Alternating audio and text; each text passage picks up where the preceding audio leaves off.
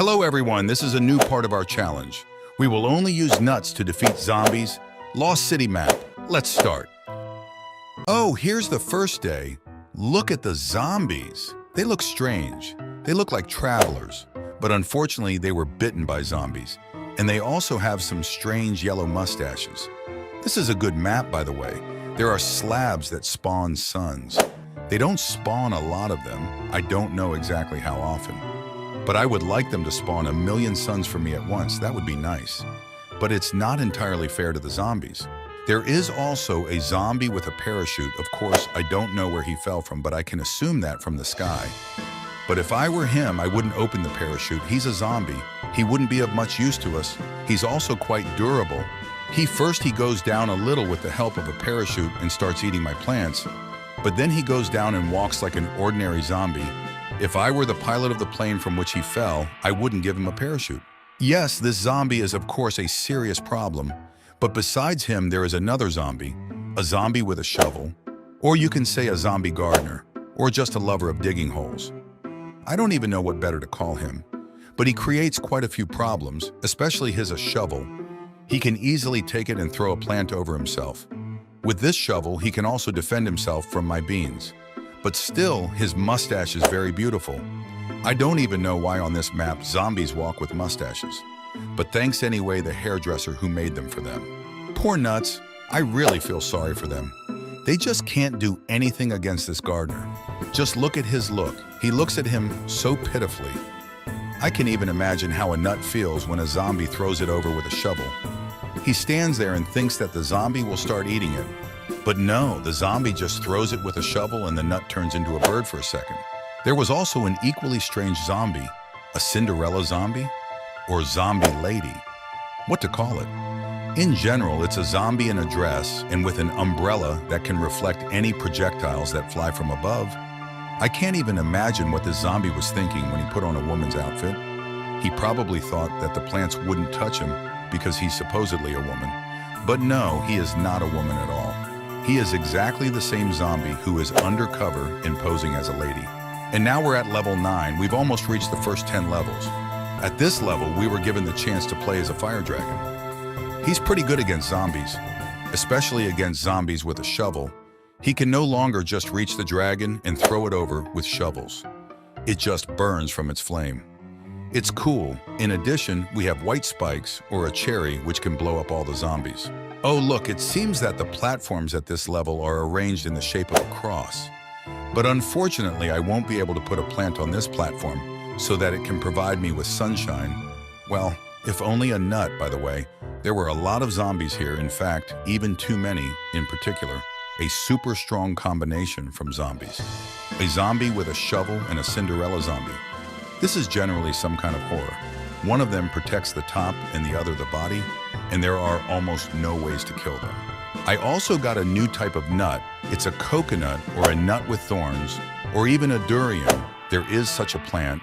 I don't know who it is, but it functions like an ordinary nut, only it also hits zombies that come close to it with its thorns. This is quite effective, considering that zombies often approach nuts to bite off a piece of them. Have you seen this horror? I'm talking about zombies that are dragged by a dragonfly, or what kind of insect this is in short.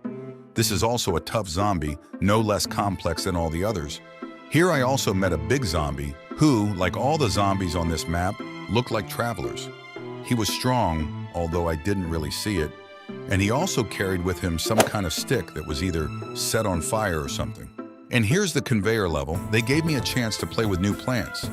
Probably the best thing is a watermelon catapult, or just a watermelon that throws watermelons right on the head of a zombie, thereby tearing off the head of a zombie. But not always. It would be better if he threw these watermelons straight into the zombie's mouth so that their mouth and face are torn apart.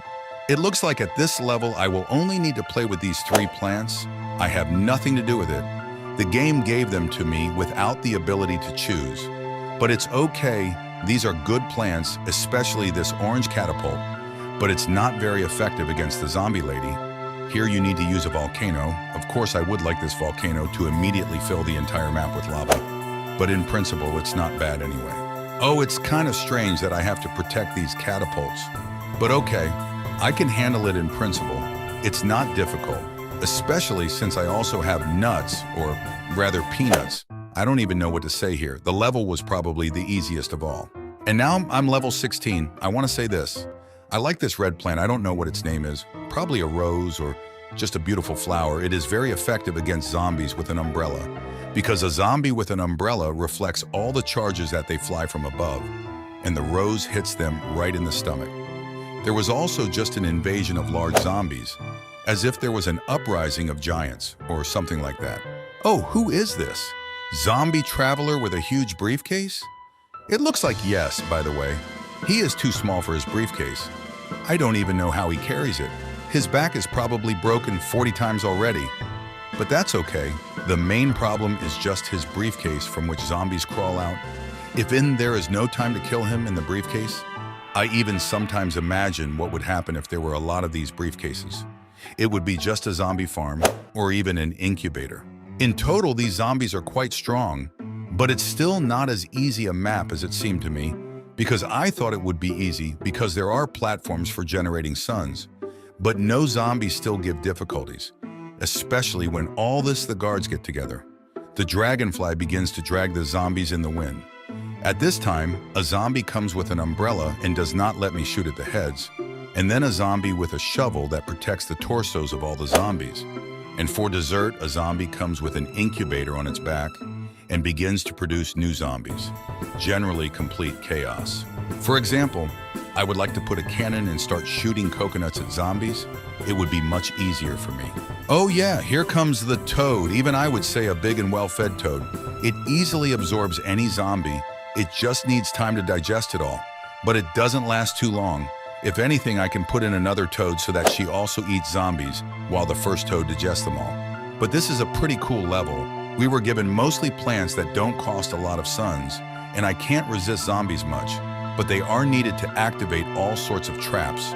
For example, a big ball that rolls and knocks everything out of its path. This is a pretty good trap.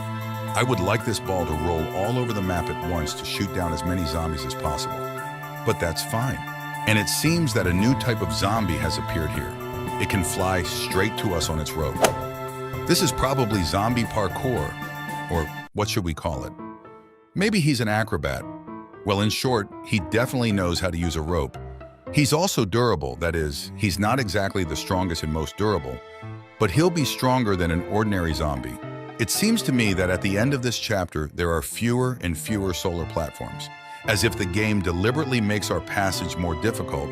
Well, maybe it will be more interesting. And at these last levels, there are more zombies with parachutes. Maybe there is a helicopter somewhere on top that hangs in the air, and zombies on a parachute fall from it, or there are some troops carrying out an operation. I just don't understand why there are more and more of them more. But it's okay. Judging by the face of the coconut, he is ready for a fight with parachutists. I would like to throw this coconut into his parachute during the fall of such a parachutist. Oh no, it's a durian. Well, in short, throw this nut at him so that the parachute breaks and zombie didn't fall very softly. And here is another level with platforms. I like these levels. You can have a lot of fun here, especially if you use a platform with fire. But you just have to use it when there is no plant on the line with the fire. Otherwise, you can lose it along with the fire. Such levels, it's like a little break from this whole battle. Here you can just relax and not be afraid that you will lose. Oh, slime? Yes, that's it. I'm talking about that green slime that spills over the plants and doesn't allow anyone to be planted there. I think you understand that this slime really infuriates me, especially when a crowd of zombies is running towards you and you can't put the plant further away to win a pair of seconds of time.